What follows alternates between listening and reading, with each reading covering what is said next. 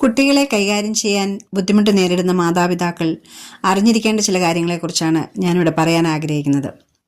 Development സൈക്കോളജിസ്റ്റായ Erik എറിക്സന്റെ psycho social development തിയറിയെ അടിസ്ഥാനപ്പെടുത്തി ഗുഡ് പാരന്റിങ്ങിനെ കുറിച്ച് വിശദമാക്കാനാണ് ഞാൻ ഉദ്ദേശിക്കുന്നത്. നമുക്കറിയാവുന്നതുപോലെ ഒരു വ്യക്തിയുടെ വളർച്ചയുടെ ഘട്ടം എന്ന് പറയുന്നത് അമ്മയുടെ ഉദരത്തിൽ ജനിക്കുമ്പോൾ മുതൽ മരണം വരെയുള്ള ഒരു കാലഘട്ടമാണ്. വളർച്ചയുടെ ഓരോ ഘട്ടത്തിലും ഒരു വ്യക്തി നേരിടേണ്ട ചില വെല്ലുവിളികളുണ്ട്.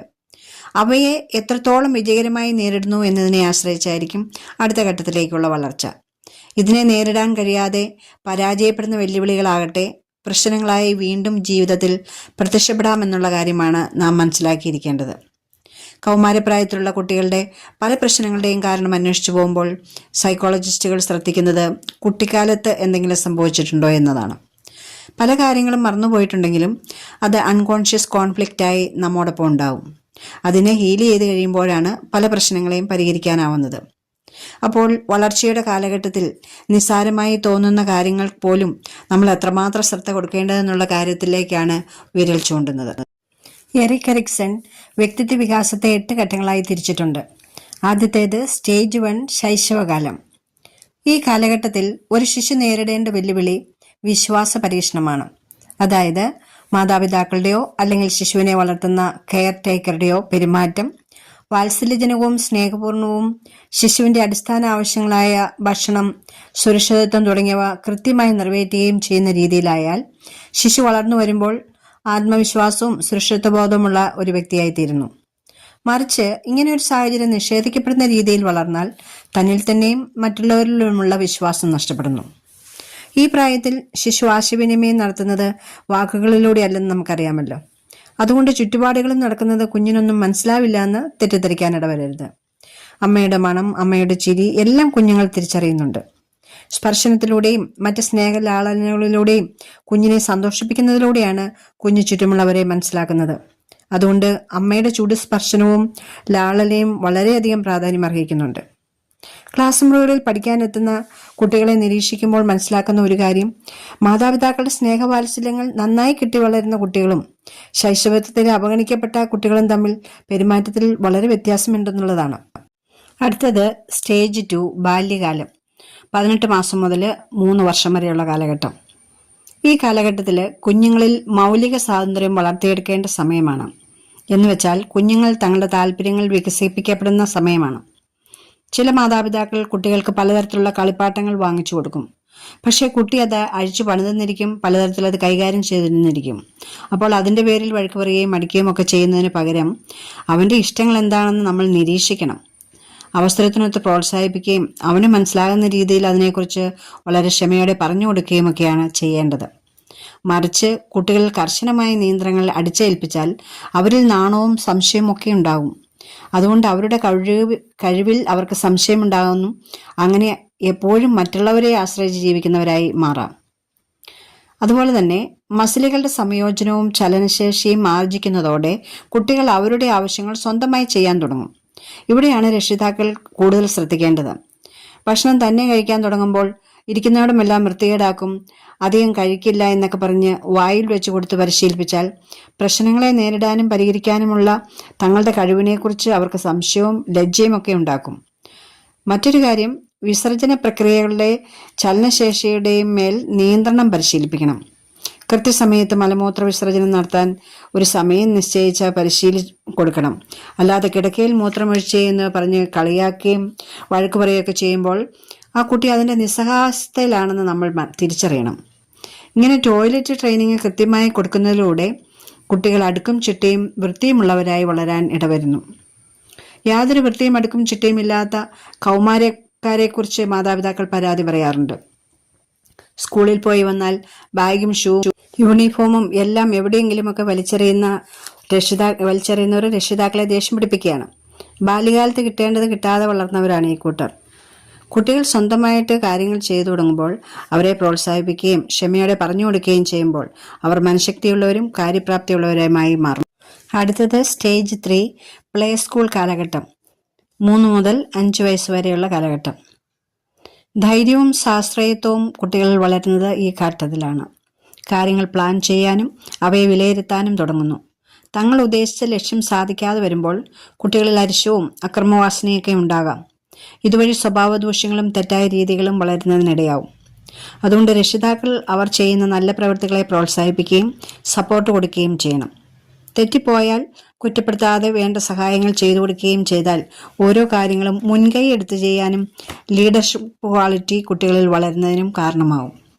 എന്നാൽ അവരുടെ പ്രവൃത്തികളെ നിരുത്സാഹപ്പെടുത്തുകയും കുറ്റപ്പെടുത്തുകയും വേണ്ടത്ര പരിഗണന നൽകാതിരിക്കുകയും കളിയാക്കുകയൊക്കെ ചെയ്താൽ അവരിൽ കുറ്റബോധം ഉണ്ടാകുന്നതാണ്. ഇങ്ങനെയുള്ള കുട്ടികൾക്ക് സോഷ്യലൈസേഷൻ ഇല്ലാതാവുകയും സമൂഹത്തെ വെറുക്കുകയും ഇൻട്രോവേർട്ട് അഥവാ അന്തർമുഖരായി മാറുകയും ചെയ്യാം.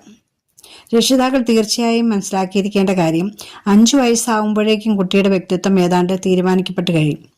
വലുതാവുമ്പോൾ അല്ലെങ്കിൽ സ്കൂളിൽ വിട്ടാൽ എല്ലാം തനിയെ പഠിച്ചോളുമെന്ന തെറ്റിദ്ധാരണയാണ് പലപ്പോഴും പ്രശ്നമാകുന്നത്. അടുത്തതായി സ്റ്റേജ് 4 കുട്ടിക്കാലം. 5 വയസ്സ് തൊട്ട് 13 വയസ്സ് വരെയുള്ള കാലഘട്ടം. കുട്ടികളിൽ സ്വയം അവബോധം വളരുന്ന പ്രായമാണിത്, അഥവാ സെൽഫ് അവെയർനെസ് ഉണ്ടാകുന്ന കാലം. എഴുത്ത്, വായന തുടങ്ങിയ സങ്കീർണമായ സ്കിൽസ് കൈവരിക്കുന്ന കാലഘട്ടമാണ്. പലതരത്തിലുള്ള വസ്തുക്കൾ ഉണ്ടാക്കുക, പടം വരയ്ക്കുക, കണക്കുകൾ കൂട്ടുക, വാചകങ്ങൾ എഴുതുക തുടങ്ങിയ കാര്യങ്ങളിൽ കുട്ടികൾ താല്പര്യം കാണിക്കുമ്പോൾ, പ്രോത്സാഹനവും അംഗീകാരവും കൊടുക്കുമ്പോൾ അവരിലെ ആ കഴിവുകൾ വളരുന്നു.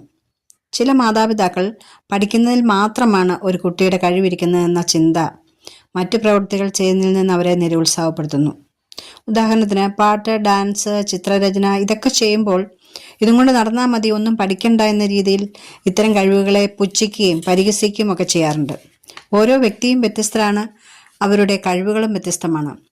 കുട്ടികൾ അവർ പ്രതീക്ഷിക്കുന്ന അംഗീകാരവും പ്രോത്സാഹനവും ലഭിക്കാതെ വരുമ്പോൾ തങ്ങളുടെ കഴിവിലുള്ള ആത്മവിശ്വാസം നഷ്ടപ്പെടുകയും എന്നെക്കൊണ്ടൊന്നിനും കൊള്ളില്ല എന്ന് ചിന്തിച്ച് ഇൻഫീരിയോറിറ്റി കോംപ്ലക്സ് രൂപപ്പെടുകയും ചെയ്യും. അതുകൊണ്ട് രക്ഷിതാക്കൾ പഠനത്തിൽ മാത്രമല്ല കായികവും മാനസികവും കലാപരവുമായ കുട്ടികളുടെ കഴിവുകൾ കണ്ടെത്തി അവരെ പ്രോത്സാഹിപ്പിച്ചാൽ അവർ മിടുക്കരായി വളർന്നുകൊള്ളും. അടുത്തത് സ്റ്റേജ് 5 കൗമാര കാലഘട്ടം. 13 മുതൽ 21 വയസ്സ് വരെയുള്ള സമയം. ബാല്യകാലത്തിൽ നിന്ന് കൗമാരത്തിലേക്കുള്ള ശാരീരികവും മാനസികവും വൈകാരികവുമായ ഈ മാറ്റം അവരിൽ സംഘർഷങ്ങൾ ഉണ്ടാക്കുന്നുണ്ട്. ഞാൻ ആരാണ്, സമൂഹത്തിൽ എൻ്റെ റോൾ എന്താണ്, എൻ്റെ ഫ്യൂച്ചർ എന്താണ് എന്നിങ്ങനെയുള്ള കാര്യങ്ങളെക്കുറിച്ച് ആശയക്കുഴപ്പമുണ്ടാകുന്ന ഒരു സമയമാണ്. കൗമാരപ്രായക്കാർ അനുഭവിക്കുന്ന ഈ സംഘർഷത്തെ എറിക്സൺ ഐഡന്റിറ്റി ക്രൈസിസ് എന്നാണ് വിളിക്കുന്നത്. ഇമോഷണൽ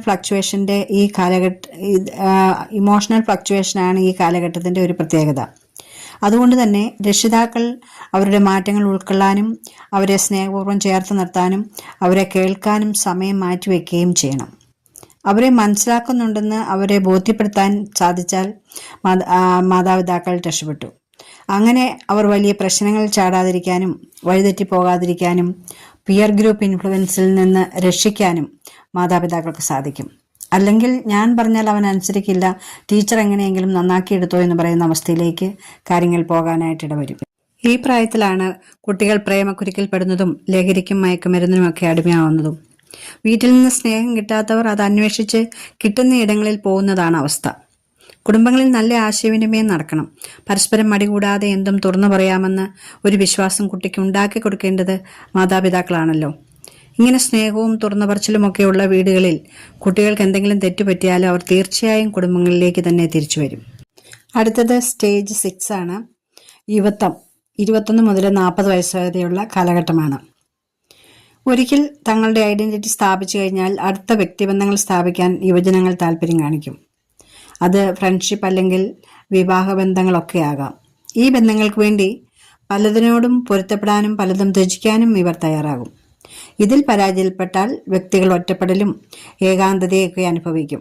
വ്യക്തിബന്ധങ്ങൾ കാത്തു സൂക്ഷിക്കാൻ സാധിക്കാതെ വന്നാൽ നിരാശയാകും ഫലം. ഏതെങ്കിലും ഗ്രൂപ്പിൽ നിന്ന് മാറ്റി നിർത്തുന്നതാവാം, വിവാഹമോചനമാകാം. അതായത് ഇൻറ്റിമസി നഷ്ടപ്പെട്ട് ഏകാന്തതയിൽ എത്തിപ്പെട്ടാൽ നിരാശയും ഡിപ്രഷനും തളർത്തിയെന്ന് വരാം. അടുത്തത് സ്റ്റേജ് 7 ആണ്. മധ്യകാലഘട്ടം. 43 മുതൽ 65 വയസ്സ് വരെയുള്ള കാലഘട്ടം. സമൂഹത്തിനു വേണ്ടി പ്രവർത്തിക്കുന്നതിലും പുതിയ തലമുറയെ നയിക്കുകയും സഹായിക്കുകയും ചെയ്യുന്നതിൽ മധ്യവയസ്കർ പ്രത്യേകം താല്പര്യം കാണിക്കുന്നു. അത് ചിലപ്പോൾ സ്വന്തം കുടുംബത്തെ പരീക്ഷിക്കുകയും നല്ല നിലയിലേക്ക് കൊണ്ടുവരുന്നതുമൊക്കെ ആയിരിക്കും. അല്ലെങ്കിൽ സമൂഹത്തിൻ്റെ നന്മയ്ക്ക് വേണ്ടിയുള്ള ഏതെങ്കിലും കാര്യത്തിൽ ശ്രമിക്കുന്നതാകാം. എന്തായാലും ഇത്തരം കാര്യങ്ങളിലൂടെ ആത്മസംതൃപ്തി കണ്ടെത്താൻ ശ്രമിക്കുന്ന കാലഘട്ടമാണിത്. മറിച്ച് തന്നിലേക്ക് മാത്രം ഒതുങ്ങിക്കൂടുകയും സമൂഹത്തിനു വേണ്ടി യാതൊന്നും ചെയ്യാതെ സ്വാർത്ഥപരമായി ജീവിക്കുന്നവരിൽ ക്രമേണ ഒരു സ്തംഭനാവസ്ഥ അഥവാ എ ഫീലിംഗ് ഓഫ് സ്റ്റാഗ്നേഷൻ രൂപപ്പെടുന്നു. ലാസ്റ്റ് സ്റ്റേജ് എന്ന് പറയുന്നത് സ്റ്റേജ് 8 ആണ്, വാർദ്ധക്യകാലം. 65 മുതൽ മുമ്പോട്ടുള്ള കാലഘട്ടമാണിത്. വാർദ്ധക്യത്തിലേക്ക് പ്രവേശിക്കുന്ന ഒരു ഘട്ടം എന്ന് തന്നെ പറയാം. ജീവിതത്തിലെ നേട്ടങ്ങളെയും കോട്ടങ്ങളെയും കുറിച്ച് വിചിന്തനം ചെയ്യുന്ന ഒരു സമയം കൂടിയാണിത്. ഫലപ്രദവും സന്തുഷ്ടമായ ഒരു ജീവിതം നയിക്കാൻ സാധിച്ചെന്നും നേട്ടങ്ങൾ കൈവരിക്കാൻ സാധിച്ചെന്നുമുള്ള ചിന്തയുള്ളവർക്ക് ആത്മസംതൃപ്തിയും സന്തോഷമൊക്കെ ഉണ്ടാകുന്നു. എന്നാൽ ജീവിതം ഉദ്ദേശിച്ചതുപോലെ എങ്ങും എത്താൻ സാധിച്ചില്ല എന്നുള്ള ചിന്തകൾ അസംതൃപ്തിക്കും നിരാശയ്ക്കും കാരണമാകും. വ്യക്തിത്വ വികസനത്തിൻ്റെ 8 ഘട്ടങ്ങളിലൂടെ കടന്നുപോയപ്പോൾ രക്ഷിതാക്കൾ പലർക്കും ഒരു ആത്മശോധനയ്ക്ക് സമയം കണ്ടെത്തേണ്ടതായി വന്നേക്കാം. സാഹചര്യ സമ്മർദ്ദങ്ങൾ എന്തൊക്കെയായാലും കടമകളിൽ നിന്നും ഉത്തരവാദിത്തങ്ങളിൽ നിന്നും ഒഴിഞ്ഞു മാറാനാവില്ല എന്നതാണ് സത്യം. മാതാപിതാക്കൾക്ക് കുട്ടികളോടുള്ള തെറ്റായ സമീപനമാണ് കുട്ടികളിലെ വികലമായ വ്യക്തിത്വത്തിന് വഴിയൊരുക്കുന്ന പ്രധാന ഘടകം. പാരമ്പര്യ ഘടകത്തെ ഒഴിവാക്കാനാവില്ലെങ്കിലും വാർദ്ധക്യം വരെ ജീവിക്കാനുള്ള ഒരു അതിജീവനത്തിൻ്റെ പാത ഒരുക്കേണ്ടത് തീർച്ചയായും മാതാപിതാക്കൾ തന്നെയാണ്. ബൈബിളിൽ ഒരു വാക്യമുണ്ട്, സുഭാഷിതങ്ങൾ 22:6. ശൈശവത്തിൽ തന്നെ നടക്കേണ്ട വഴി പരിശീലിപ്പിക്കുക, വാർദ്ധക്യത്തിലും അതിൽ നിന്ന് വ്യതിചലിക്കുകയില്ല. Thank you. God bless you all.